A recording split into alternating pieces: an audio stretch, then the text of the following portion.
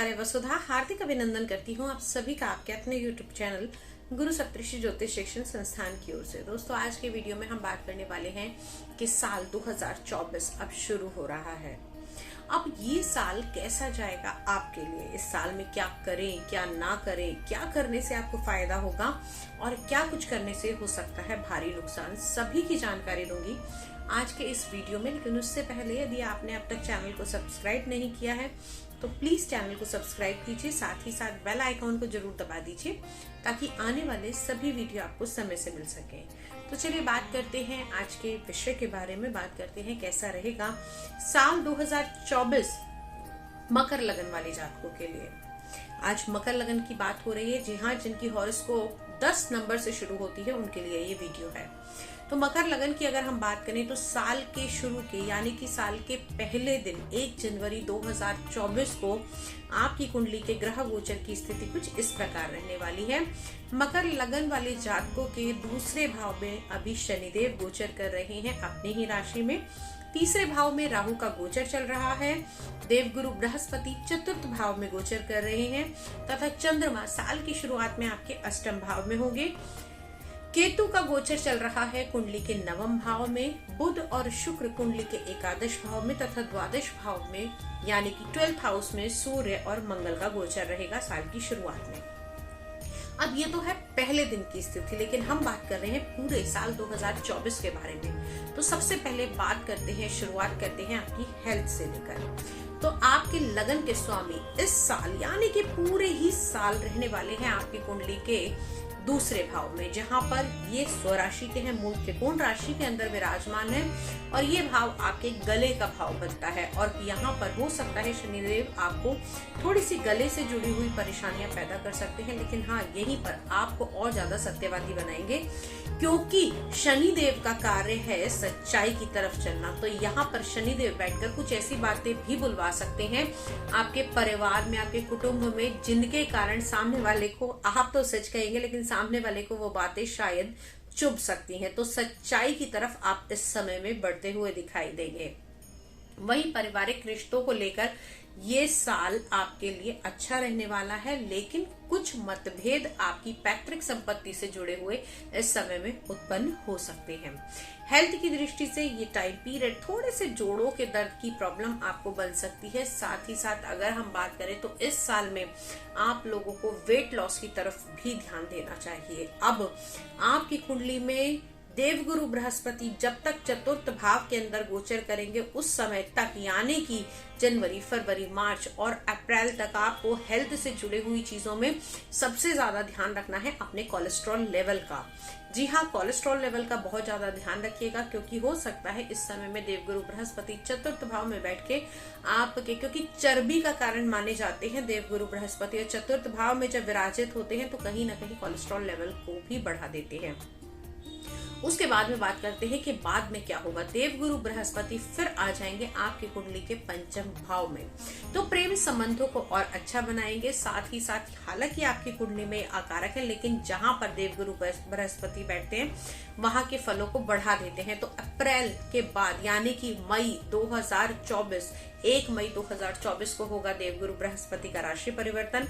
जो लोग मैरिज के लिए आगे बढ़ना चाहते हैं वो बढ़ सकते हैं। शिक्षा के क्षेत्र में कार्यरत बच्चों के लिए ये साल अच्छा रहेगा। मई के बाद में आप जितनी मेहनत करेंगे आपको रिजल्ट भी उतने ही अच्छे मिलते हुए दिखाई देंगे। जो बच्चे किसी प्रकार की, अगर हम कहीं कंसल्टेशन में जाना चाहते हैं या फिर आप लोग मेडिकल की पढ़ाई कर रहे हैं तो आपके लिए ये साल सक्सेसफुल हो सकता है। अब बात कर लेते हैं उन लोग व्यापारी वर्गों के लिए जो शेयर मार्केट में अपना पैसा लगा रहे हैं। तो शेयर मार्केट से जुड़ी हुई समस्याएं अगर पिछले 2023 में आपको कुछ बनी तो इस साल में वो शेयर मार्केट की समस्याएं आप लोगों की सॉल्व होती हुई दिखाई देंगे। वहीं अगर हम बात करें मकर लगन वाले जातकों के लिए, तो मकर लगन वाले जातकों को संतान का सुख भी आने वाले इस साल के अंदर मिल सकता है। जो लोग बड़े लंबे समय से कोशिश कर रहे थे और उनकी संतान की इच्छा की प्राप्ति नहीं हो रही थी, इच्छा पूर्ति नहीं हो पा रही थी, तो आने वाले साल में वो अपनी इस इच्छा को पूरा करते हुए दिखाई देंगे। वैवाहिक जीवन के लिए भी ये साल आपके लिए शुभ रहेगा। अब बात कर लेते हैं कि इस साल में आपने क्या करना है और क्या नहीं करना है, क्योंकि केतु का गोचर चल रहा है आपके नवम भाव में। तो जहां आपको लगेगा कि काम आपका कंप्लीट हो ही रहा है, वहीं पर आकर कुछ ना कुछ ऐसी रुकावट आ सकती है जिसके कारण आपका काम लास्ट मोमेंट पर जाकर अटकता हुआ दिखाई देगा। इससे बचने के लिए आपको क्या करना चाहिए? इससे बचने के लिए आपको केतु के उपाय करने चाहिए, जिसमें आप स्मोक ग्रे कलर के कपड़े के अंदर कुछ चीजें बांधकर आप लोग दान पुण्य कर सकते हैं, या उन चीजों को अपने सर से 7 बार वार कर जल प्रवाहित कर सकते हैं। जल्दी से पेन और पेपर उठाइए और नोट कीजिए वो कौन कौन सी चीजें हैं। स्मोक ग्रे कलर के कपड़े के अंदर रखना है आपने 7 तरह का अनाज। जी हाँ, थोड़ा थोड़ा आप अनाज रख सकते हैं। साथ ही में आपको रखनी चाहिए इसमें एक धारदार कोई चाकू या छुरी।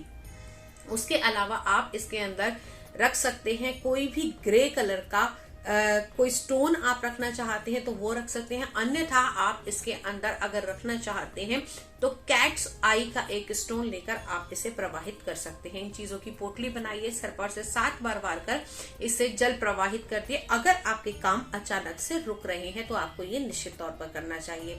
वहीं राहु देव आपकी कुंडली के 3रे भाव में यात्राओं के भाव के अंदर बैठे हैं। कहते हैं 3रे 6ठे भाव के अंदर राहु देव जो है वो अच्छे फल देते हैं, 3रे 6ठे और 11वें भाव में। तो यहाँ पर यात्राएं आपकी सुखद रहेंगी। साथ ही साथ आपका सोशल मीडिया का जो सर्कल है वो बनता हुआ दिखाई देगा। आप लोग सामाजिक दायरे को बढ़ाते हुए दिखाई देंगे। लोग आपकी तरफ आकर्षित होंगे और कोशिश कीजिएगा कि इस टाइम पीरियड में आप नए कनेक्शन जनरेट करें और यहाँ पर मिलने वाले लोगों के साथ में रिश्ते आप खराब ना करें। लेकिन ध्यान रखिएगा कि यहाँ पर सोसाइटी भी आपको वही चूज करनी है। हो सकता है कुछ ऐसे नेगेटिव लोग भी आपको मिले जो आपको दूसरी तरफ डाइवर्ट करें, नेगेटिविटी वाली चीजों की तरफ लेकर जाएं। तो आपके हाथ में है कि आपने अपने सर्कल को कैसा बनाना है और कैसा आपको चूज करना है। उसके बाद में बता देते हैं कि आपको और क्या क्या उपाय करने चाहिए। साल 2024 में जितना अधिक हो सके उतना आपको पानी का दान अवश्य करना चाहिए। दूसरी चीज, आप लोगों के लिए ओम शम शनिश्चराय नमः का जाप बहुत ही बेस्ट रहेगा। आप लोग नीलम या नीली भी धारण कर सकते हैं जिनका मकर लगन है, जिनकी कुंडली 10 नंबर से शुरू हो रही है। अब अगली बात करते हैं दोस्तों आप लोगों के बारे में कि अगर आपकी कुंडली में शनिदेव बहुत अच्छी परिस्थिति में नहीं है, या फिर आपको लगता है कि शनिदेव के फल आपको अच्छे नहीं मिल रहे हैं, बार बार शनिदेव से जुड़ी हुई समस्याएं आ रही हैं। कौन कौन सी हो सकती है? जैसे आपकी लेबर आपको बार बार परेशान कर रही है, बार बार छोड़कर चली जाती है, या फिर अगर मैं कहूं आप पेट्रोलियम के बिजनेस में है, सिक्योरिटी के बिजनेस में है, किसी प्रकार की सर्विसेज प्रदान करते हैं और आपके कामकाज में अगर परेशानी आ रही है तो कर सकते हैं शनि का एक अचूक उपाय। शनिवार के दिन आप लोग शनि मंदिर में जाकर शनिदेव के पीछे खड़े होकर, जी हाँ, शनिदेव के पीछे खड़े होकर आप लोगों को वहां पर तेल का दान अवश्य करना है। आपने शनिदेव के सामने नहीं जाना है। ये तेल का दान जो होगा, जो तेल का स्नान होगा, वो शनिदेव के पीछे से होगा।